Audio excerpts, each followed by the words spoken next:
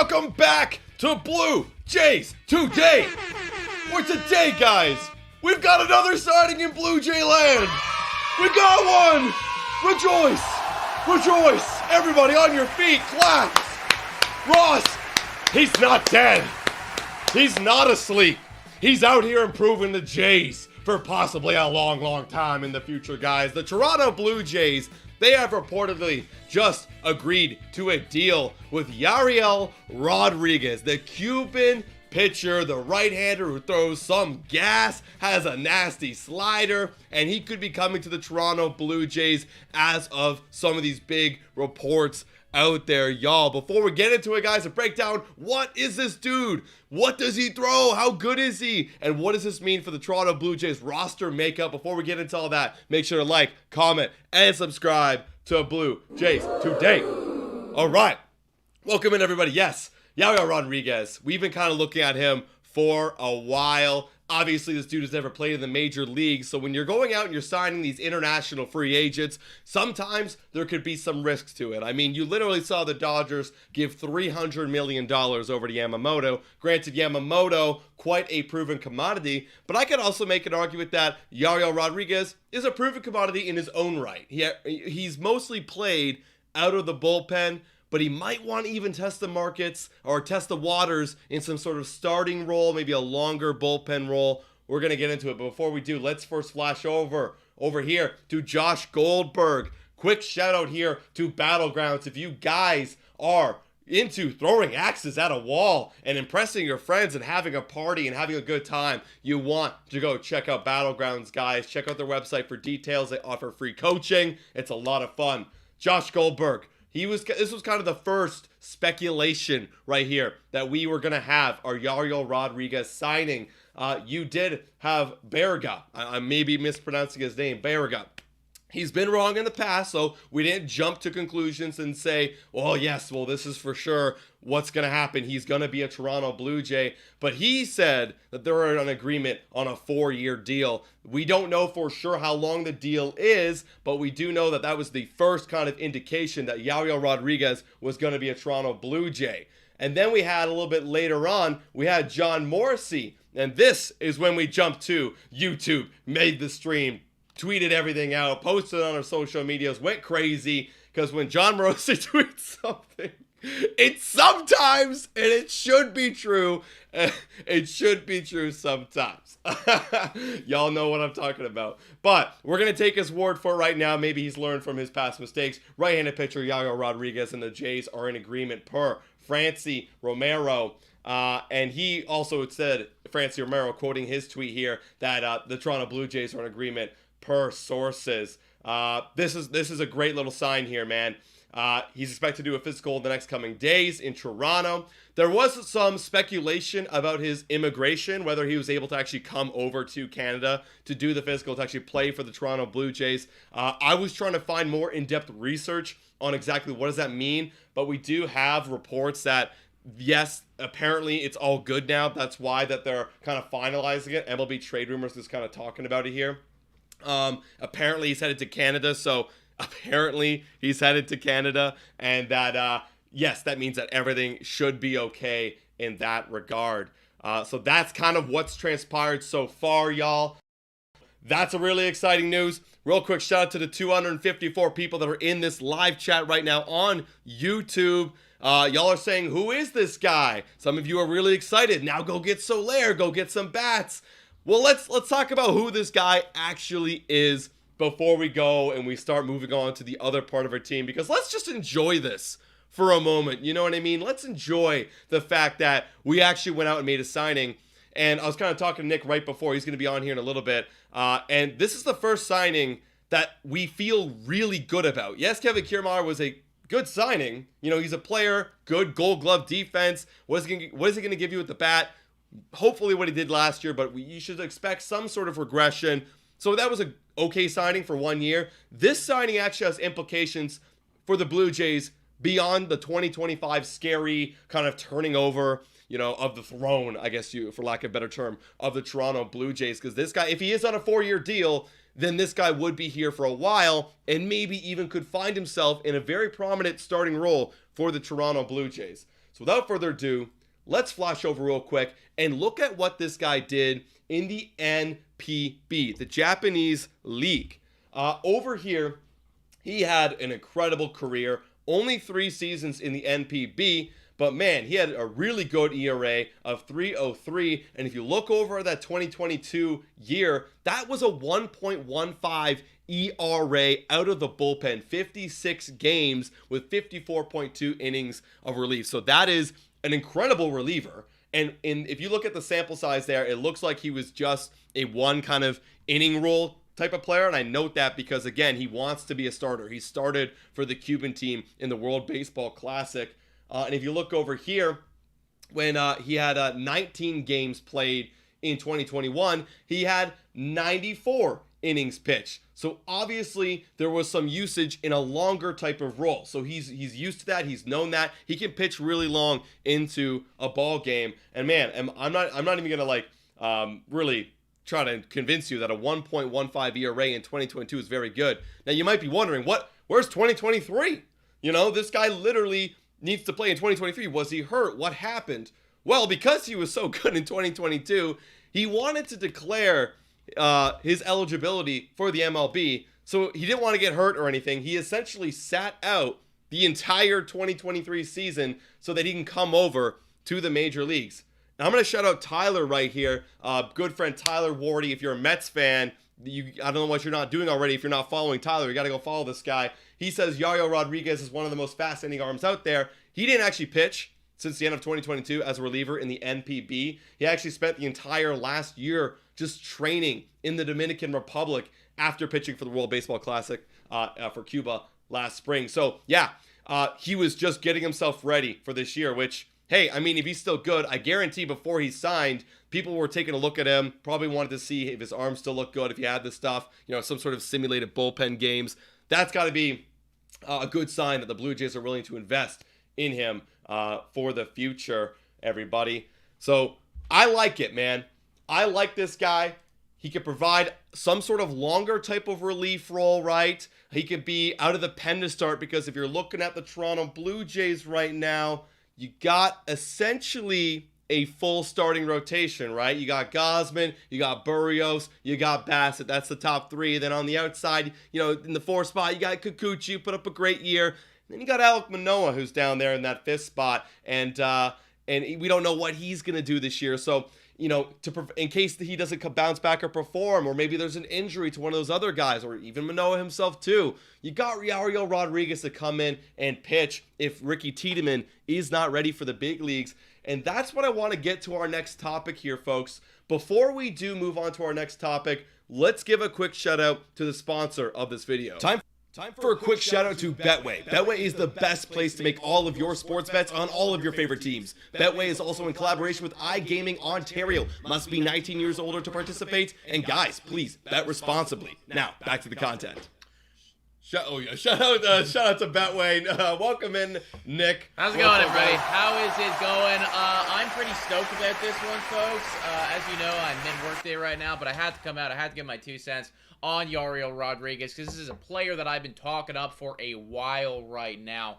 One thing that I do want to note about Yariel Rodriguez is just the stuff that he has, because I was literally just looking at it. I mean, he's got like a 96 mile per hour fastball among like 4 or 5 other pitches that are really, really good. So like the stuff is there, folks. Like he has got some electric pitches and so much versatility with him. So I am very happy with all of that. And what I am so excited about is the age with this guy and the potential upside of this player being only 26 years old. 26 years old. That is a great age to get and to bring over a pitcher to the MLB. I made a video about this dude a little while ago, and somebody had a great comment because I was relating him to Ross Stripling, and they were basically like, "Hey, this is like Cuban Ross Stripling, but younger and with a higher ceiling." Absolutely. And I'm like, absolutely. Yes. Yeah, well, if you're looking at the Toronto Blue Jays like starting rotation right now, if eventually some guy does get hurt, what was Ross Stripling's role? He would come in and you'd pitch. He did it in 2021, and he came in and really took over in 2022. That's what you're getting. You're getting that insurance, and we had it last year with Ryu. No more Ryu, and obviously we didn't have Ross Stripling, so that's that replacement. You can't ever have enough starting pitching, even though you look at the starting rotation and you go, it is full right now. Yeah. Real quick shout out before we continue. Deep Dive Jays with a $2 dono saying we still need to bat. Absolutely. We're going to talk about that probably later in this podcast. 100%, dude. 100%. I mean, like, the offense is one thing. I actually tweeted something out very recently saying, hey, offense, that's a different thing right now. Like, that is still a problem that needs to be addressed. But this Toronto Blue Jays pitching staff, it is going to be lethal once again in 2024, folks. And Yariel Rodriguez is so nice because he is that... I hope him to be anyways. You know, he's still got to come to the MLB, still got to perform. We never know about international players, but if he does what we're thinking that he could do, you're looking at a Swiss Army knife type of guy. Right. You're looking at a guy who can come in, who can start when somebody's injured, who can come in, who can be the long man in the bullpen, who can rock it, you know, back-to-back days, like coming in for an inning here and there, right? Like, you can just play him wherever the hell you want, and that is not a luxury that a lot of teams in the MLB have. And it's kind of a role. I feel like it's a role that is like only really started to develop over the last few years, is like this Swiss Army knife player who can kind of just do it all in the pitching rotation. Ross Stripling was so beautiful for us when we did have him. Yeah, I wanted to pull up MLB trade rumors, but the website is crashing hard right now. Not sure what's going on, but I wanted to bring up this point because, you know, we're talking about all this upside, and yeah, sure, he might flop. There might be a potential for a flop, but if you sign him for the projected 4 years, $32 million that MLB trade rumors projected at the beginning of this offseason, who cares? Yeah. Who cares? That's $8 million a year. That's cheaper than Kevin Kiermaier. So if he does flop, okay, he's a bullpen guy now. Because that's what you would put him as if he flops. Because he wants to try out and be a longer relief guy. If that's not succeeding, well, then they're going to cut down his innings. Yeah. It's as simple as that. It's high reward, low risk situation. I mean, you basically got him at the international player discount, right? You got him at that discount of like, well, you know, like you didn't play last year, and you're coming from Cuba and then Japan and then other places. Like, we don't know where you're going to be in the MLB, which is still very, very true. But you do know that he has some electric stuff. You do know that he was pretty good in the World Baseball Classic, where there was actual MLB players that were in the World Baseball Classic. So that is all a thing, everybody. This guy has upside, and there really isn't a whole lot of risk involved. That's right. Craig saying Japanese stats don't always translate to MLB. Shun Yamaguchi. Of course. Look, that's why we're prefacing it right now. But this says a little bit more hype. I don't think Shun Yamaguchi had these kind of numbers when he was over in Japan. Yeah. And you keep mentioning his stuff. Well, here's his stuff right here. This is brought to you by Thomas, so shout out to Thomas. This is also brought to us by our intern Will, so shout out to Will who found this stat. One of the more nastier sliders in the MLB. So this is a focal point where the fastball is. You know, this is looking at a vertical break. Yeah. It breaks a lot in the horizontal side of things. It has a lot of movement, and compared to a lot of other pitchers in the MLB right now, this is one of the top tier guys. So that's exciting stuff. You need a lot of. He doesn't have a lot of swing and miss. But, like, if he can somehow develop that slider, if you can get Pete Walker on him and get him to utilize that slider when necessary, you can make that a lot of swing and miss stuff. You got MLB, you know, coaches now and MLB coaching staff and trainers that can help you get to that next level. Right. And I do want to make it very clear here. I'm happy that you brought up the coaching staff and everything because, again, this player is going to be a project. There is work that needs to be done. I don't expect Yariel Rodriguez to come in his first year in the MLB and just start dicing people up and immediately be that Ross Stripling.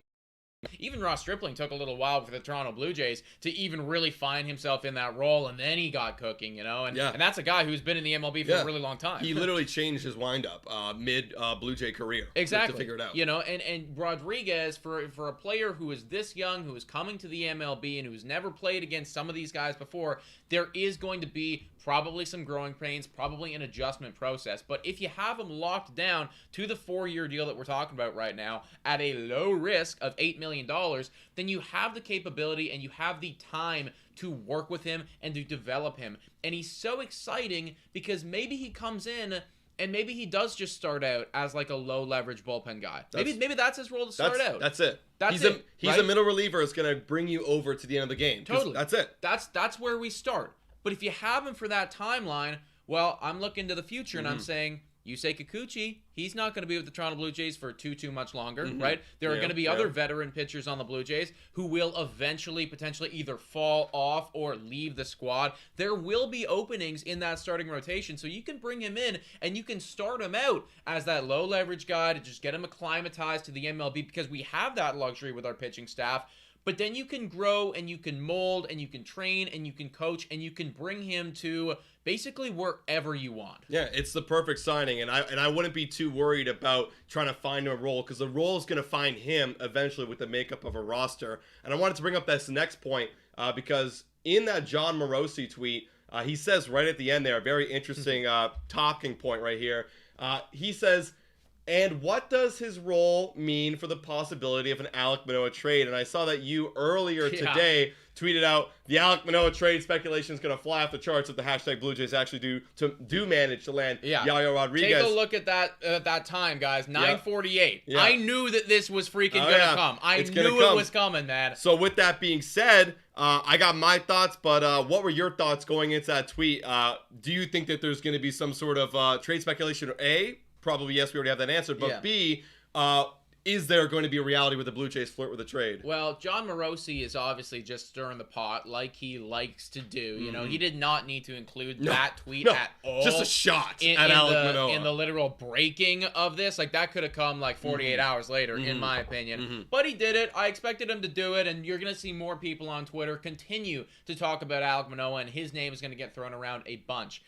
I think that, yes, there's an element of like clickbait and stirring the pot to all of this, but I do think that it is something that at least needs to be thought about, because now that you do have another player who is coming in, who is young, who has upside, and who's going to potentially own a spot one day in that rotation, and you still have Ricky Tiedemann, it's at least more on the table now than it was 24 hours ago, I think. You know? And like I like Boris right here saying Yariel doesn't affect Manoa at all. He won't be starting because it's not going to affect him because he's insurance. Yariel is insurance, but that's also something you got to communicate with Yariel, and because he wanted to be a starter and say, hey, look, we see you in this role, and hell, midway through the season, if everybody's healthy, you could be the sixth guy in the rotation. Be that sixth man. We've done it before at times when the rotation needed a break after like a long stretch of 21 straight baseball games. That happens. You got to get your guys some rest in the dog days of summer. So he's going to start. I guarantee over-under 2.5 starts, he gets 3 this year. For sure. Absolutely. For sure.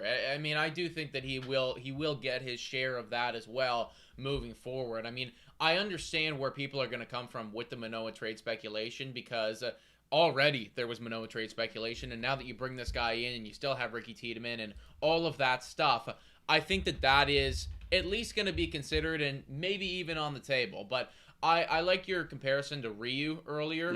When we had Ryu, there was no talk about Manoa getting moved or anything like that, and I think that this guy could end up maybe even one day owning kind of a role that Ryu did at the tail end of his Toronto Blue Jays career, where he kind of was that longer dude who you'd made the spot starts and whatever, but you never really wanted to push him too much because you didn't want to re-injure him or anything like that. So I think that a Manoa trade is more on the table now than it was, and I think that if they got a call that they actually really liked, if you're Ross Atkins, you have to now think about it a bit more, because we do have this insurance that is there.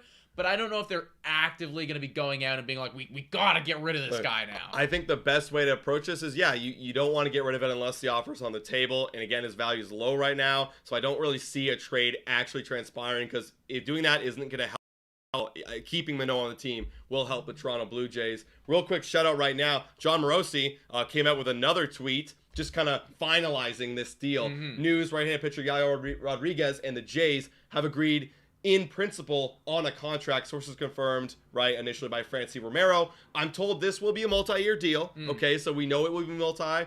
You had Barga saying 4-year. We don't know for sure, but that was also projected by MLB Trade Rumors, so maybe that could be the figure. The contract won't be finalized today, as some details remain. Okay, so we know we're not going to get an official finalized, but yes, we have agreed verbally right now on a contract. If I can translate that a little bit, and again, take this with a grain of salt, because this is literally just my speculation, but I would imagine that maybe there's something going on there with the immigration thing, right? If that could end up being some of the details, because that was something that was getting talked about prior to all this happening, which was, hey, Yariel Rodriguez, he could be interested. The Jays are optimistic that they get him, but there is something going on with the immigration. We know literally nothing about that, folks. If any of you guys know the details on why there is something going on there, what the problem is, let us know in the comments. But I wouldn't be surprised if that is one of those hurdles that's just kind of holding up the deal. Yeah, and I think as well, the physical, that's got to be another thing. Guy hasn't pitched since 2023, since the World Baseball Classic, in an official league where they track stats. That has been since 2022. Yeah. So I think that as well. He's got to come over here, get his physical done. So they want to really make sure before they jump in a deal. But exciting stuff, man. Very, very exciting stuff. However, now we got to make another move. Yes, we got to make the bats. I'm not talking about that. But we got to get rid of somebody off the 40-man roster, because Yariel Rodriguez will now fill out the Toronto Blue Jays 40-man roster. There's a bunch of names you could look at. I mean, the Toronto Blue Jays front office obviously have their biases towards which minor leaguers they want to keep there. And you have to obviously imagine they're going to get rid of one of those minor leaguers. Do you think that they're going to just cut somebody, or maybe there's some sort of trade that could be cooking? I see some people in the chat. Do you have the roster up right now? Let's pull it up and let's take a quick look at it, everybody. Also, shout out to the almost 400 people in here, guys. If you haven't already done so, please hit the like, smash the subscribe button, everybody. This is the place to be for your Toronto Blue Jays content and discussion. So, I mean, I think we could. We're both in agreement that we're probably looking at the pitching. It's got to be a side of things right here, and we know already that there's going to be some people completely off the table. Bassett and Burrios. You don't even need to think twice about those guys or anything like that. And I don't care if there's an analyst that comes out and says, "Oh, there's going to be a Bassett trade now." Tell him to shut the hell up. He has no idea what the hell he's talking about. We are looking at probably some lesser names for sure. Yeah, some names to point out here. And I'm going to bring these out. They could be candidates, but there's arguments to keep a few of these guys. Hagen Danner, they actually fought to keep this guy in the offseason. They made sure that they kept him on the team. So he could be a name, but they like him. So I'm going to throw that in there. Bowden, that's more of your depth. I don't see them actually cutting Bowden. Granted, Yariel is a very similar role to Bowden, but I don't really see them doing that after his good year last year. That's what I mean. Somebody like Bowden Francis, I feel like if they're going to get rid of him, they're going to want at least some type of value for that. Like a trade. That would be something to do with a trade, if anything transpired there. Going down the list here, we don't need to talk about many of these guys. Brandon Little, he's a new addition to this roster here. I'm not too familiar with a Brandon Little, unless you are. I'm not so sure. Adam Macko, he's a prospect. They're probably not going to be cutting Adam Macko. Wes Parsons could be a candidate. You also have Zach Pop that they traded for. However, he has a long contract right now and a lot of flexibility. He's also still pre-arb. I don't see them really doing that right now. But then there's also Mitch White. Mitch White. Mitch White's probably the guy that could be up there for the Toronto Blue Jays. Granted, we still have him for a long contract, but really hasn't showed a lot of success. He was brought up in that kind of minor league starter length role last year and did not have any success. Yeah, I think this is the problem, right? I think if you're the Toronto Blue Jays, you can try and you can see if you can finagle some type of deal out there. But every team and their dog's going to know that, the only reason you're doing that is because of this situation. Right. And they're probably going to ask for more, because they know that they have a little bit of leverage there. So I think they'll probably be forced into cutting someone. And it does seem that Mitch White would be the guy. All of these other players here,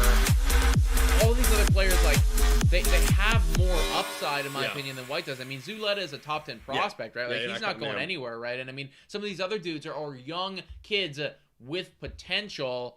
Mitch White, I don't know how much potential White has, Yeah, we kind of already saw him play for the Toronto Blue Jays. Real quick shout out to Scott Farr with a $2 donation. Seeing the catcher they just signed will be option AAA. Yeah, he's going to be, kind of that third catcher. Not a big move. Yeah, I saw that move and I was like, do we even talk about that? It's one of those ones where, when Kirk and Jansen are both dealing with some type of injury, now you're going to see this guy come up and honestly, folks, looking at his numbers, no disrespect to this guy, maybe he's going to figure it out this offseason, but not it. Yeah, I agree. So for the 40-man roster stuff, you're probably going to cut, or I could see if someone's down on the waiver claim chart and they just want to toss some cash our way. That'd be a trade that I could see possibly happening. Potentially be something going on right there. Folks, this is where I'm going to leave you guys. Adam's going to take over. I imagine there's a lot of people in here saying, what's next? What's the bat that we're going after? He is going to tackle it, folks.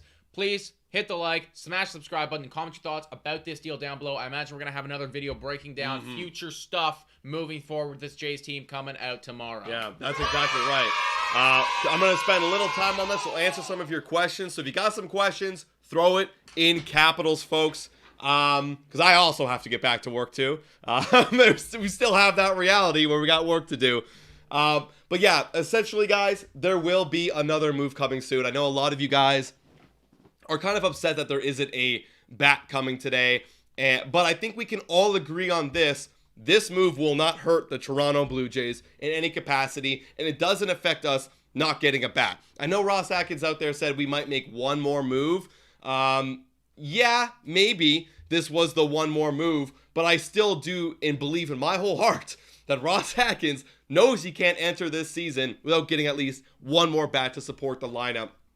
And if he doesn't get another bat, then yes, we can go with our pitchforks and our torches and scream our heads off at what are you doing? How could you possibly not address the offense at all this offseason after what we just saw? But yes, like I said, we can all agree that this is the move. Is Ohtani coming to Toronto? Asked someone. No, but Yariel Rodriguez looks like he might be. We could be getting flight tracked again. You never know.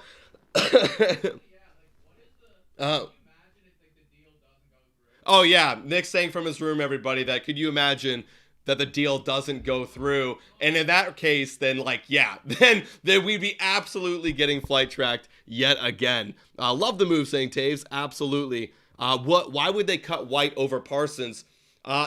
Guys, sometimes it comes down to their eligibility or their ability to get called up, like their options. If I'm not mistaken, I don't think White has many options left. So sometimes when a guy runs out of options, he becomes unvaluable. Because now if you bring him up, he has to stay there. So there's that option right there.